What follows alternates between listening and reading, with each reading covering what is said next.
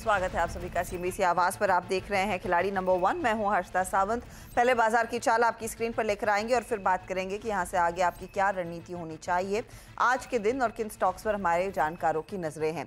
67 अंकों की बढ़त पर निफ्टी 50 इस समय ट्रेड करता हुआ 24,650 के ऊपर इस समय ट्रेड बना है और ऊपरी लेवल्स के दायरे में ही हम इस समय कारोबार कर रहे हैं। निफ्टी बैंक पर भी नजर डाल लीजिएगा। निफ्टी बैंक में कल का 17 पॉजिटिव था, आज हल्की बढ़त है, करीब 49 पॉइंट्स का इजाफा देखने को मिला है। 52,500 के ऊपर ये ट्रेड और मिड कैप्स का बोलबाला हावी है। अभी भी 200 अंकों की बढ़त पर ये इंडेक्स ट्रेड करता हुआ आपको दिखाई देगा। आज अगर आप एडवांस डिक्लाइन रेशियो देखेंगे तो जाहिर तौर पर क्योंकि छोटे मझौले स्टॉक्स का पार्टिसिपेशन है, अच्छा खासा डिफरेंस बना हुआ है। इनफैक्ट इस समय 2:1 का रेशियो बढ़ने वालों के फेवर में आपको दिखाई देगा।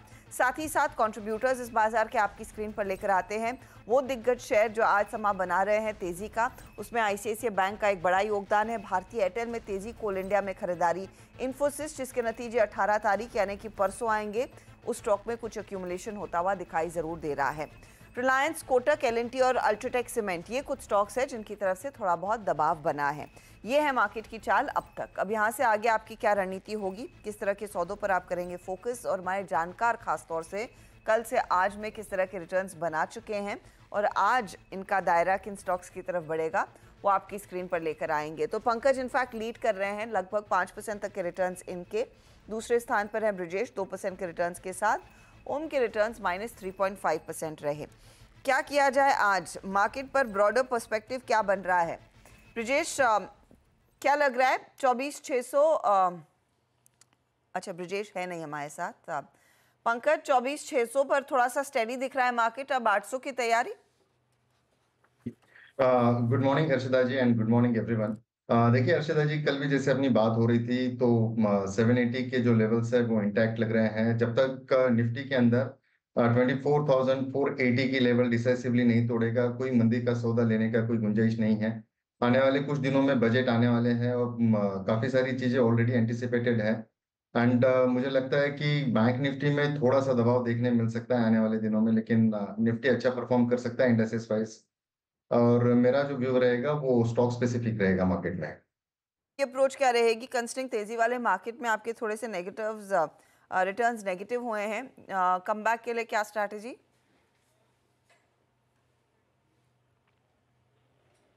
ओम आपसे पूछ रही हूँ मैं। जी जी, गुड मॉर्निंग हर्षदा जी।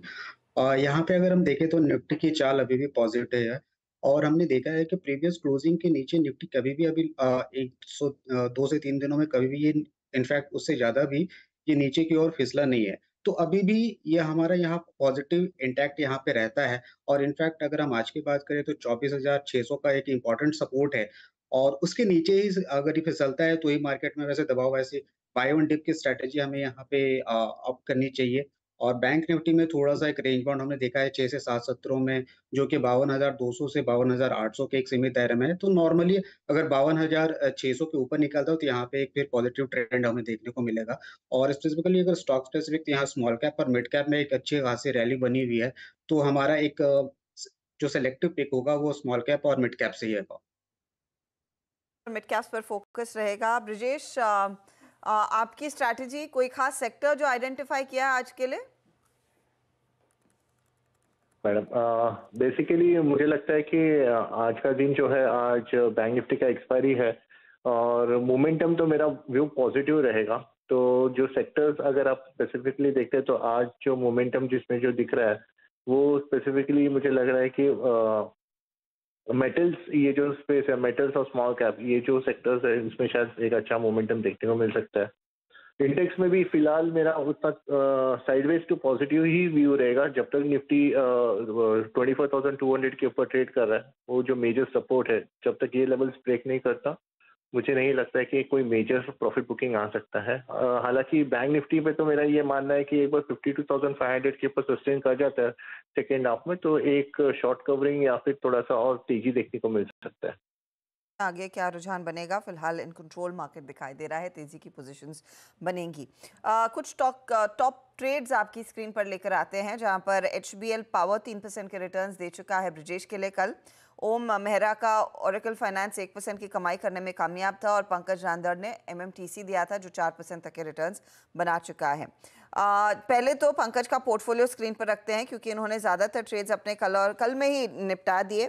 JK टायर में एग्जिट किया, MMTC बुक किया 9830 पर, मैक्रोटेक बुक किया 1468 पर, कैस्ट्रॉल इंडिया बुक किया 26575 पर और तेजस नेटवर्क से एग्जिट लिया। पंकज, आज का नया सौदा?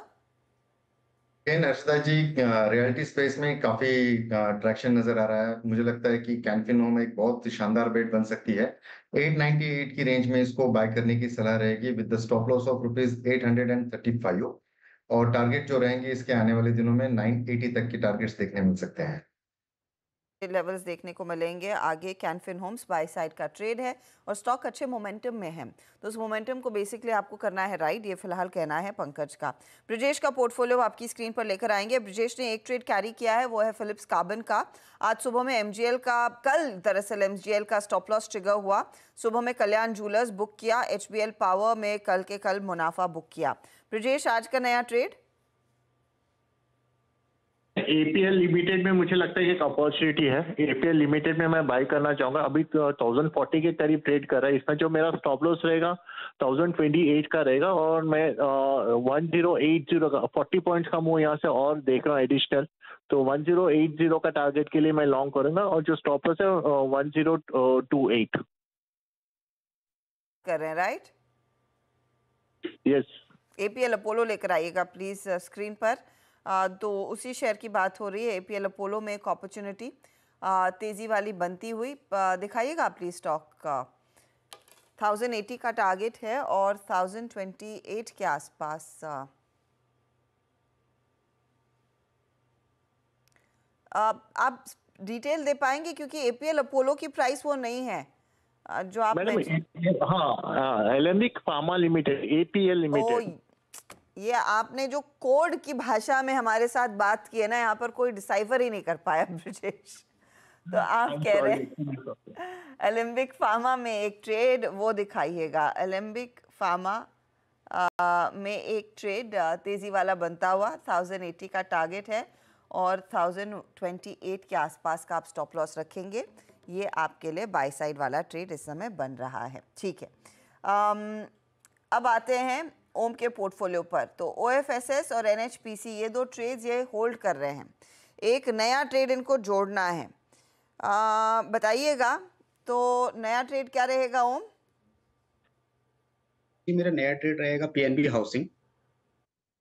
काफी अच्छे कंसोलिडेशन के बाद एक यहाँ पे एक रेजिस्टेंस 810 का यहाँ पे ब्रेक हुआ है, तो अभी करंट भाव 812 के आसपास चल रहा है। इसका स्टॉप लॉस रखेंगे 790 और टारगेट रहेगा 790 और टारगेट रहेगा 870। ओके, 7 नहीं, एक बार फिर दोहराएंगे। 7 स्टॉप लॉस 790 और टारगेट 870। ओके, 870 का टारगेट और 790 का स्टॉप लॉस। PNB हाउसिंग ये है फिलहाल आपके लिए वो ट्रेड जो इस समय ओम मेहरा ने आपको दिया है। ये है बाय साइड का ट्रेड। तो चलिए, एक एक ट्रेड आ चुका है हमारे जानकारों की तरफ से। पंकज के पोर्टफोलियो में जगह है और साथ ही ब्रिजेश के पोर्टफोलियो में भी जगह है। देखते हैं वो ट्रेड जोड़ेंगे क्या। लेंगे एक छोटा सा ब्रेक के बाद इरेडा के नंबर्स पर कंपनी का मैनेजमेंट हमारे साथ जुड़ेगा आगे और ऑफ कोर्स कुछ और ट्रेड्स की भी बातचीत होगी। आप बने रहिए CNBC आवाज़ के साथ।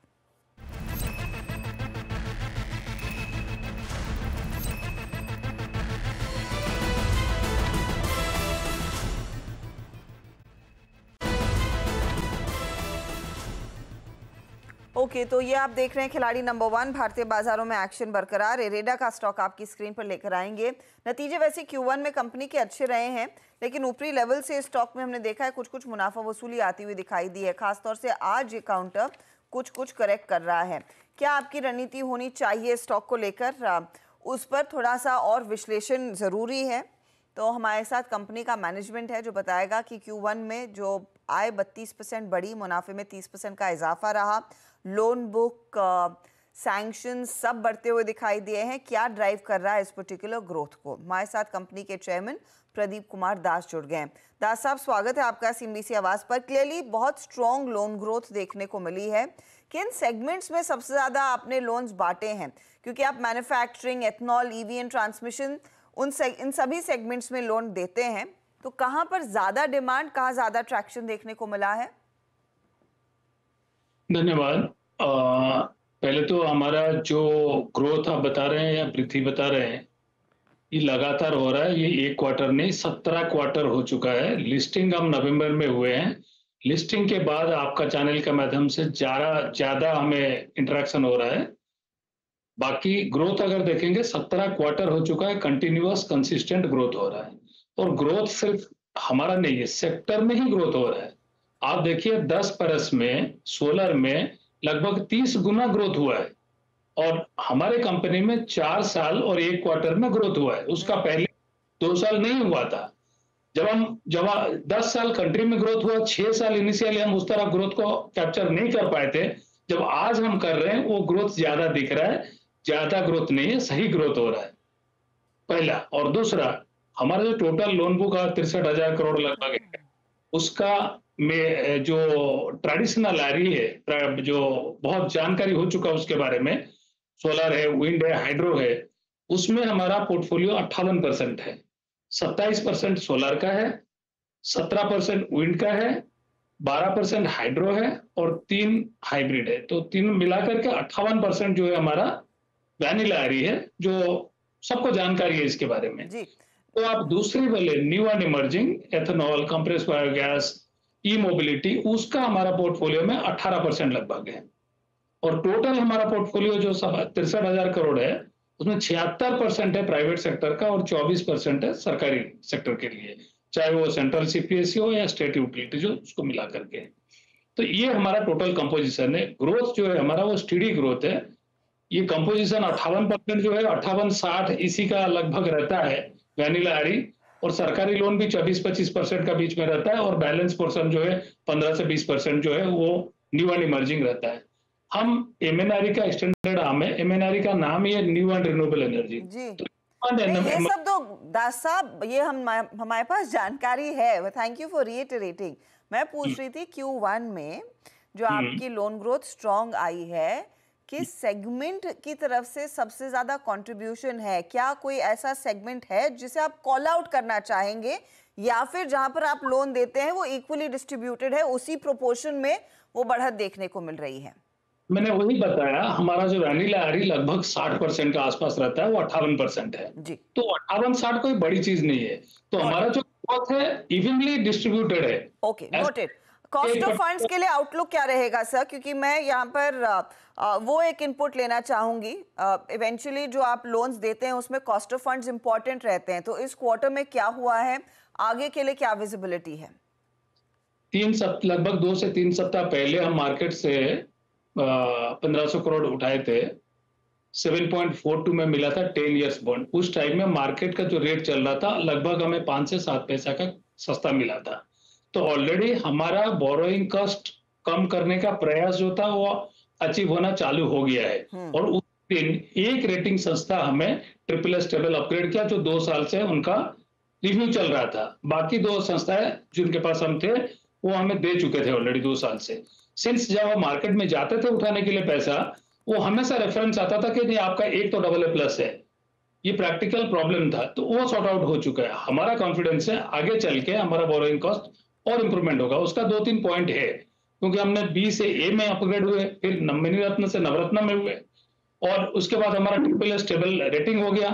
दूसरा जो 2 पॉइंट है, आगे हम उम्मीद करते हैं हो जाएगा, बजट का आसपास हमें मिल जाएगा भारत सरकार से अनुमति 54 EC कैपिटल गेन बॉन्ड लेने के लिए, जो बाकी NBFC को इसी स्पेस में काम करते हैं उनको भी हुआ है ना। वो होने से 5 से 7 पैसा का हमारा एवरेज कॉस्ट ऑफ बोरोइंग भी कम होने का उम्मीद रहेगा।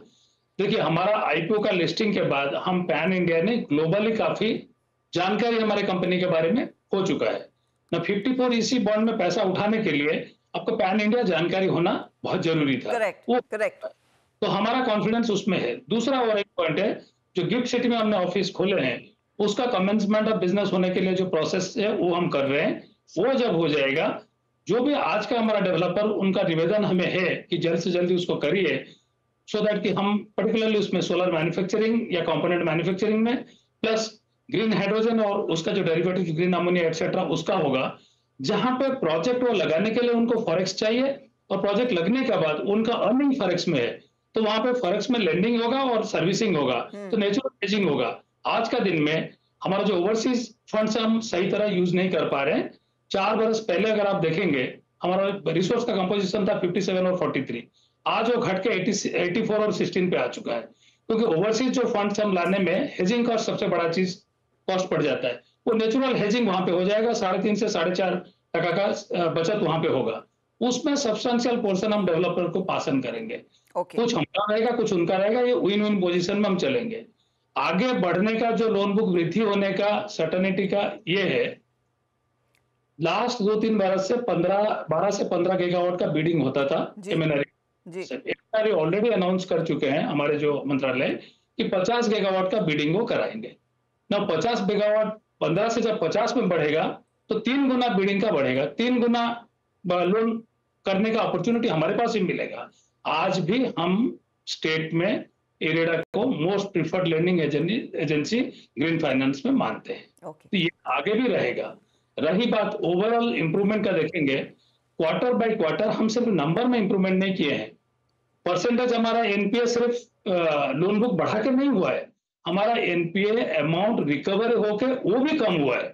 हर तरह का इंप्रूवमेंट। और लास्ट बट मोस्ट इंपोर्टेंट चीज वो है, बेस्ट क्वालिटी कॉर्पोरेट गवर्नेंस हम दे रहे हैं। आप कौन सा एनबीएफसी बैंक जो 30 जून को शाम को स्टॉक एक्सचेंज में उनका लोन बुक का डाटा पब्लिश किया था, हम करके दिखाए हुए हैं और आगे भी हम इस चीज को कायम रखेंगे। आज का दिन में इन्वेस्टर को रिटर्न का साथ साथ बेस्ट क्वालिटी कॉर्पोरेट गवर्नेंस पे भी फोकस कर रहे हैं उन लोग। वो सबसे इंपॉर्टेंट है सर। रिटर्न तो आपकी कंपनी कमा ही रही है, लेकिन कॉर्पोरेट गवर्नेंस भी हर कंपनी का अच्छा होना चाहिए और आप वो दिखा भी रहे हैं। बहुत बहुत शुक्रिया दास साहब and good luck to you for the rest of the year. IREDA stock in fact ऊंचाइयों पर था, लेकिन आज हल्की सी मुनाफा वसूली देखने को मिली। वैसे ये स्टॉक एक आउट परफॉर्मर रहा है लिस्टिंग के बाद से ही।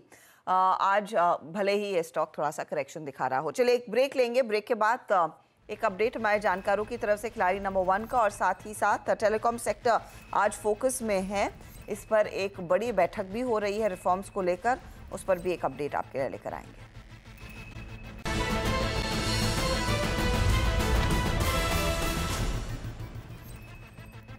आप देख रहे हैं खिलाड़ी नंबर 1 और इस बीच आई थिंक ब्रिजेश एक और ट्रेड जोड़ने की तैयारी कर रहे हैं। ब्रिजेश बताइए। मैडम मैं कोल इंडिया में पॉजिटिव व्यू लेना चाहूंगा। कोल इंडिया मुझे लगता है कि एक नया तेजी करने की कोशिश कर रहा है। कोल इंडिया में हालांकि हुआ क्या था, 4 जून का एक बड़ा फॉल आया था और उस दिन का जो हाई है वो 512 के करीब है, जो आज के दिन में उसने क्लियर किया है। तो मुझे लगता है कि एक शॉर्ट्स जहां पे बने थे वो शॉर्ट्स कटे हैं, यहाँ तेजी बन सकता है। तो मैं कोल इंडिया में लॉन्ग जाऊंगा ये करंट प्राइस में। मेरा जो स्टॉप लॉस है 507 का रहेगा और जो टारगेट है 540 के आसपास। एक ट्रेडिंग अपॉर्चुनिटी देख रहा हूँ मैं कोल इंडिया में। 40 के लिए एक मौका कोल इंडिया में 507 पर स्टॉप लॉस लगा रहे हैं। सारे ट्रेड्स मैं आपके लिए रैप करूंगी, लेकिन पहले इस समय जो आपकी स्क्रीन पर फ्लैशेस आ रहे हैं कि आज एक बड़ी टेलीकॉम सेक्टर की बैठक हो रही है। टेलीकॉम रिफॉर्म पर दरअसल ये बातचीत होगी, जिसमें रिलायंस जियो के चेयरमैन आकाश अंबानी से लेकर बाकी इंडस्ट्री वेटरन्स भी वहाँ पर मौजूद हैं। कुमार मंगलम बिरला, गोपाल विट्ठल जो एयरटेल के चेयरमैन हैं, ये सब वहाँ पर पहुँच गए हैं। असीम, क्या अपडेट है आपके हाथ? आई थिंक कुछ ही देर में वो बैठक शुरू होगी। जी सही कहा आपने, लोगों के पहुंचने का सिलसिला शुरू हो गया और अगली थोड़ी देर के अंदर ही ये बैठक शुरू हो सकती है। बैठक में आकाश अंबानी ऑलरेडी पहुंच चुके हैं, बाकी सब लोगों को भी यहाँ पर बुलाया गया। आकाश अंबानी को हमने देखा, इसलिए हम बता रहे हैं। बाकी जैसे जैसे मीटिंग शुरू होगी तो हमें पता होगा कि कौन कौन व्यक्ति इस बैठक के अंदर मौजूद है। सीएनबीसी आवाज ने सबसे पहले अपने दर्शकों को बताया था कि 16 जुलाई को ये बैठक होने वाली है स्टेक होल्डर एडवाइजरी कमेटी की, और इस बैठक के अंदर आकाश अंबानी, सुनील भारती मित्तल, कुमार मंगलम बिरला, गोपाल विट्ठल को बुलाया गया है। इनसे सुझाव मांगे जाएंगे कि आप बताइए आप टेलीकॉम सेक्टर में किस किस तरह के रिफॉर्म्स जो है वो देख रहे हैं। टेलीकॉम मिनिस्टर ज्योतिरादित्य सिंधिया की ये पहली बैठक है, तो सरकार सरकार एक स्ट्रेटेजी या एक यूँ कहे कि लॉन्ग टर्म रोड मैप तय करना चाहती है कि टेलीकॉम सेक्टर को ईज ऑफ डूइंग बिजनेस के लिए कौन कौन सी चीज़ें उनको चाहिए और उनके लिए क्या क्या काम करने की ज़रूरत है। तो सभी इंडस्ट्री के लीडर इस बैठक के अंदर मौजूद रहेंगे और उनके साथ बैठक करके सरकार आगे की रणनीति तय करेगी कि कौन कौन से कदम टेलीकॉम कंपनियों को राहत पहुँचाने के लिए उठाए जा सकते हैं। शुक्रिया असीम इस अपडेट के लिए। तो यहाँ से ताज़ा अपडेट्स आगे असीम आपको दिन भर देंगे ज़रूर। लेकिन इस बीच वापस लौटते खिलाड़ी नंबर 1 पर हमारे जानकारों ने जो ट्रेड्स अब तक जोड़े हैं, किसको कितना फ़ायदा मिल रहा है उसका फटाफट से जायज़ा आपकी स्क्रीन पर आ जाएगा। पहले ओमेरा का पोर्टफोलियो आ रहा है। पीएनबी हाउसिंग इन्होंने नया ट्रेड जोड़ा, 870 टारगेट है, 790 स्टॉप लॉस। एनएचपीसी कैरी किया और साथ ही ओरेकल फाइनेंशियल सर्विसेज भी कैरी किया है। तीनों तेज़ी वाले ट्रेड्स ये कर रहे हैं होल्ड। देखिए सबसे ज़्यादा रिटर्न्स कौन बनाकर दे रहा है, तो इसमें ओरेकल फाइनेंशियल सर्विसेज 2% तक की कमाई इनको करके दे रहा है। अब आइए अगले पोर्टफोलियो पर, और ये है दरअसल पंकज का कैनफिन होम्स नया ट्रेड है, 980 टारगेट, 835 का स्टॉप लॉस। कुछ देर में एक और नया ट्रेड ये जोड़ने वाले हैं। और इधर आप गौर करिएगा तो कैनफिन होम्स थोड़ा सा ड्रैग कर रहा है। ब्रिजेश ने 2 ट्रेड्स जोड़े हैं, एक तो ओलंपिक लिमिटेड जिसमें 1080 का टारगेट है, 1028 का स्टॉप लॉस, और साथ ही इन्होंने जोड़ा कोल इंडिया, 540 का टारगेट, 507 का स्टॉप लॉस है। रिटर्न्स दिखा दीजिएगा प्लीज़। फिलिप्स कार्बन ब्लैक के ट्रेड को वो कर रहे हैं कैरी। ये है फिलहाल वो ट्रेड्स। और इस समय आप गौर करेंगे, हम फॉर सम रीज़न वो ब्रिजेश का पोर्टफोलियो पूरा दिखा नहीं पाए हैं, लेकिन अब आगे चल रहे हैं। ब्रिजेश करीब 6% की कमाई इधर, पंकज अब 4.5% के रिटर्न्स के करीब आ रहे हैं, और ओम के नेगेटिव रिटर्न्स भी कम हुए हैं क्योंकि OFSS इस समय आउट परफॉर्म कर रहा है। ये है फिलहाल आपके लिए ताज़ा तस्वीर। Good luck to you gentleman. कोई भी अपडेट होगा तो उस पर आपसे दोबारा बातचीत होगी और 1 बजे एक अपडेट भी लेकर आएंगे। लेंगे एक ब्रेक के बाद पूरा हाल कमोडिटी मार्केट के एक्शन का, तो आप बने रहिए CNBC आवाज़ के साथ।